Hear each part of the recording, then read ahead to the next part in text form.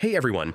If you want to share files easily using a Dropbox link in 2026, like sending documents, photos, or videos in seconds, this video is for you. I'll show you step by step how to do it. First, open Dropbox and select the file you want to share. It can be any file like documents, images, or videos. Next, click the Share button. This is where you generate your shareable link. Now, choose Create Link or Copy Link. Dropbox will instantly generate a secure link for your file. After that, check permissions.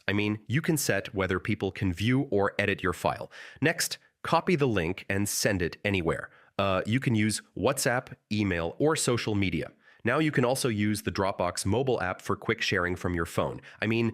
This makes sharing even faster. After that, test your link in a browser to make sure it opens correctly. This ensures the receiver can access your file. Finally, you can stop sharing anytime by disabling the link. This gives you full control over your files.